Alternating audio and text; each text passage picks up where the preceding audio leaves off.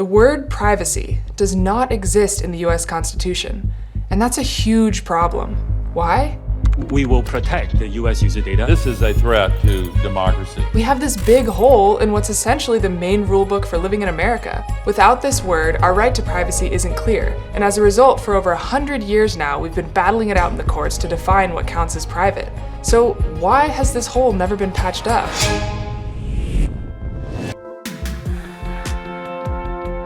To understand why leaving the word privacy out of the Constitution is such a big deal, you need to know why the hole exists in the first place. Why wasn't privacy included in the Constitution? Well, it was. Sort of. Let's go back to the 1760s. America's still a colony, England is in charge, but some of the ideas that are going to end up in the US Constitution in about 20 years are first being debated in England. See, in 1763, an anonymous pamphlet comes out that's highly critical of the British king. This king, King George. I mean, come on guys, look at those eyes. So old King Georgie is furious about this pamphlet, so he asks his henchman, Lord Halifax, to find out who wrote it. He tells Halifax to break into people's homes and find evidence, and to do this, he gives Halifax a general warrant. So a general warrant allowed a royal official carrying the warrant to search anyone's property and things without having to say why they're there. So Lord Halifax is like breaking into people's homes left and right, and while on this rampage, he breaks into the home of John Wilkes. Not John Wilkes Booth, totally different dude. John Wilkes happens to be the first elected member of Parliament. Up until this point, Parliament wasn't democratic. It was just made up of lords who were like born into their positions. But at this point in time, Parliament had its first member who was elected by the people. So Lord Halifax breaks into this newly elected guy's house, and inside his desk drawer they find printer proofs for the illicit pamphlet, proving Wilkes had written the document that was critical of the king. So they arrest John Wilkes and charge him with seditious libel, meaning they charge him for talking bad about old Georgie. Now, Wilkes has to defend himself in court. So he claims that the general warrant that had authorized the search was unconstitutional. He says his private life had been violated, and that no one should have to suffer arbitrary, unregulated searches. And surprisingly, this argument actually convinces a jury. Not only do they award him this huge settlement, but the judges also write an opinion stating that these general searches are indeed against the British Constitution. The judge establishes that in the future, a person, their house, papers, and effects should be protected from random searches. Authorities should have to get a warrant that specifies what they're looking for and why, before they can just search a property or the things inside. Now, this case is in England, but it inspires the American colonists who are trying to figure out the rules for how to treat people. And it ultimately becomes the inspiration for the Fourth Amendment.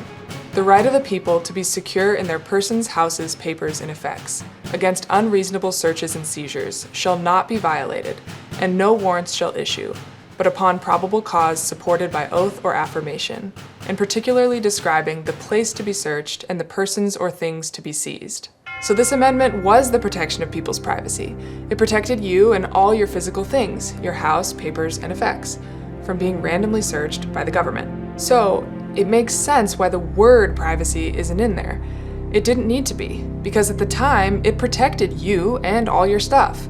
And the founding fathers thought this would be enough. But advancements in technology would come around and prove them wrong. In the 1920s, a new technology breaks the Fourth Amendment, which means now they have to figure out how the old law applies to this new technology. And in order to do that, one specific case ends up having to go all the way to the Supreme Court. This case is about a man named Roy Olmsted, who the police suspect of importing illegal liquor. And he is. Roy is a massively successful bootlegger during the Prohibition, and the police know what's up, but they have to prove it. So, how are they going to do it? They can't go inside his house without a warrant. Instead, they find a loophole.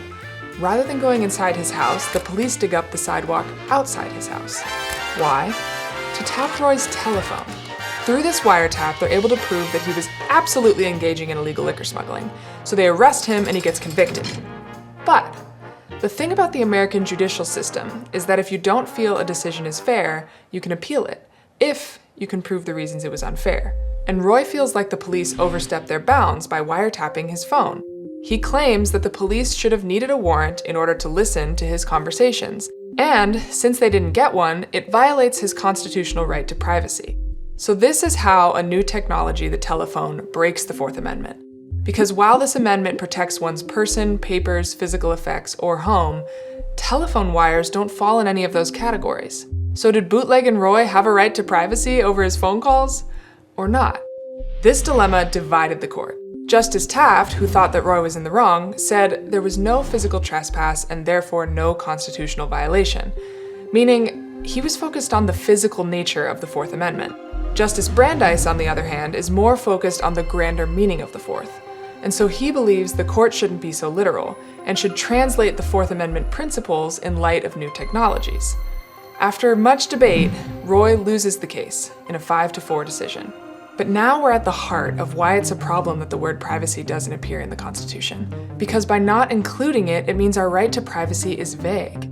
We have protections of defined physical persons and properties, but the kind of grander meaning of being free from being searched or watched unfairly by the government, it's not explicitly written, it's only implied. And to be fair, there are cases that have proven that even if something is not written explicitly, you can still be protected by the implied meaning behind laws. But the only way to know what these implied rights in the Constitution are is to fight it out in the courts.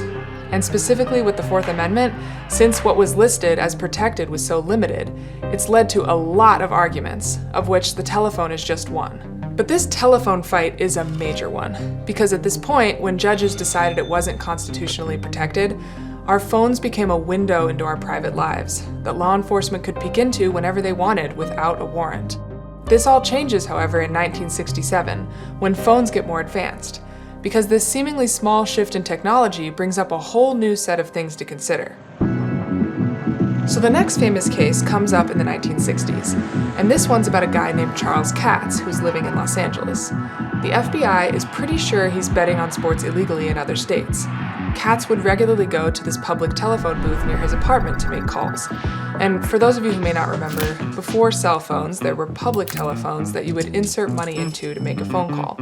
And they were in a booth with a door, so people walking by didn't have to hear you make dinner plans or argue with your mom or whatever you're doing. Anyway, Katz would often go to this phone booth, and the FBI thinks he's calling bookies, so they place a listening device inside the phone booth. Sure enough, they are right. From Los Angeles, Katz is placing illegal bets in Boston and Miami, so they arrest him. But Katz thinks they should have needed a warrant in order to listen to his phone calls. He tries to get the evidence excluded, he's overruled, he gets convicted, and he appeals. Now when they go to court, the FBI has the Roy Olmsted ruling on their side, the last case you just heard about. So they already have this precedent that it's totally fine to listen to someone's phone calls without a warrant. Plus, they add that Katz was in a public phone booth, and since it's public, he definitely had no expectation of privacy. But Katz isn't going down without a fight. He makes the argument that when he went into this phone booth, even though it was a public phone booth, it had a door. And so once again, a new technology, the phone booth, just a phone with a door, upends our understanding of privacy. Because as Katz argues, once he closed the door, he was seeking privacy. And the Fourth Amendment protects people, not places. This was a very convincing argument, so the court ultimately agrees this time, overruling the previous decision. And in a closing opinion, one justice, John Harlan, even tries to help clear up some of this ongoing confusion about the Fourth Amendment by creating a test for whether or not something is an invasion of privacy. This test consists of 2 questions. 1, did the individual have a subjective expectation of privacy? And 2, was the expectation of privacy one society would recognize as reasonable? Justice Harlan explains that in Katz's case, they felt he'd met both of these criteria. In a phone booth with a door, people outside are naturally going to respect his personal space, so Charles would have had a societally reasonable expectation of privacy. So, with this new test added to the Fourth Amendment, is the hole in the Constitution filled? Not quite. In fact, actually the hole's about to get a lot bigger, in a manner of speaking. Okay, we gotta say that differently. So in the late 70s, 2 cases come up around the same time. In one, a guy named Mitch Miller is charged because he's accused of having an undocumented whiskey distillery, for which he wasn't paying the appropriate liquor taxes. The Alcohol, Tobacco, and Firearms Bureau try to make their case by getting his bank records directly from the bank, which they get without a warrant. In the other case, a guy named Michael Lee Smith gets accused of robbing a woman and then harassing her by calling her incessantly. In that case, police go to the phone company, not because they want to wiretap his conversations, but to get a list of the phone numbers Smith called in order to confirm that he was in fact calling this woman. This they also do without a warrant. In both these cases, the defendants argue that law enforcement should have required a warrant to get their private information, whether it was bank records or phone records. They argue that they have a right to privacy. But the courts decide against them both. Here was their explanation. A person has no legitimate expectation of privacy in information he voluntarily turns over to third parties. So think about that for a second. If you need a phone, but that phone service is run by a company, this is saying you don't have privacy over anything that happens while using that service. This concept becomes known as third-party doctrine. And now, when it comes to holes in our privacy protections, this is a gaping one. It's the black hole of privacy problems. Third-party doctrine opens the door up to your financial records, phone records, medical records, all kinds of extremely vulnerable data to be searched without a warrant. And this decision was made in the late 70s when another important advancement was being made, the switch to computerized records. Businesses are at this point increasingly using computers to store their records, which makes it a lot easier for law enforcement who no longer have to root through stacks of paper files to get their hands on your private data. So, at this point we've said, you have the Fourth Amendment protecting your privacy, and this includes phones, unless your phone is managed by a third party, which is all phones. Does anyone really run their own phone lines? You can see how this is a big problem, and with the internet less than 30 years away, this huge problem is only about to get bigger. Emails, location data, messaging, photos, anything stored on servers or in the cloud, any information that's given off when you use a company's service, aka a third-party service, is vulnerable to third-party doctrine. Luckily though, once the internet rolls around, some smart people have the foresight to try to fix this hole in privacy protections. And rather than take it to court, this time they try a different tactic. Okay, so the internet gets invented, and some smart legislators can see that it's going to revolutionize information and data sharing. This is in the 80s, almost a decade before the internet becomes available to the public, and it's restricted to research and non-commercial use. But these smart people think, okay, let's not wait this time until we have a huge problem and duke it out in the courts, and let's not rely on the Fourth Amendment, which we know offers vague protection. This time, let's pass a new law. So they passed the Electronic Communication Privacy Act of 1986, ECPA. Here's an information security attorney explaining what this is. What was it, or what is it, and what is it supposed to be doing? Well, in 1986, Congress realized that there was a gap in how the Fourth Amendment might apply to your protection of online communications like email and stored documents.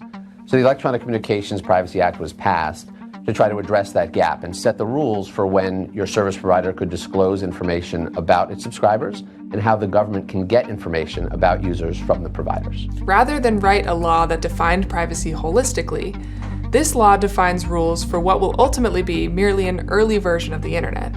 It was a very different place back then. There wasn't the Dropbox, the Google Documents, the variety of services we have now. It was passed for a time when there weren't as many hybrid communication services, when people weren't storing their documents and information in the cloud. And so the main thing to do with this statute is reform it and update it to take into account modern technology. When this law was passed, the internet was only 3 years old. And when the internet inevitably advanced and became much more complicated, the definitions the ECPA had established quickly became confusing and sometimes entirely irrelevant. You ready to go? Yeah, ready to go. So, here we are, getting to the Achilles heel of the Fourth Amendment. Technology. Every time a new form of communication or digital technology comes around, whether it's the phone, the public phone booth, computerized bank records, email, location data, each of those things extends our reach in ways the Fourth Amendment does not account for. We started with persons, house, papers, and effects, and while we've extended privacy protections to include other new things, new ways of communicating information just keep getting introduced. And this is why not including the word privacy and what it means is such a big hole in our constitutional rights. Because we didn't enshrine a right to privacy from the very beginning. Because we didn't call it out specifically by name and define why it's important. It's too easy to encroach on privacy's ill-defined borders.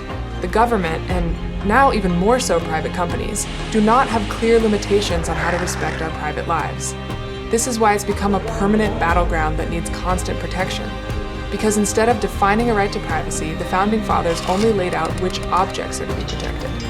But it isn't objects which need protecting, especially not in the digital age. It's information. So the real question is, what information is ours to protect? And what information should officials be forced to get a warrant to obtain? As new digital technologies constantly push the boundaries of what kind of information we share, having a clear answer to this question is only becoming more urgent. Making videos like this one is part of our mission at Zcash Media to educate others on the importance of privacy in the digital age, which we do in partnership with Zcash, a cryptocurrency that uses cutting-edge encryption to protect your privacy. If you found this video helpful, please share and subscribe.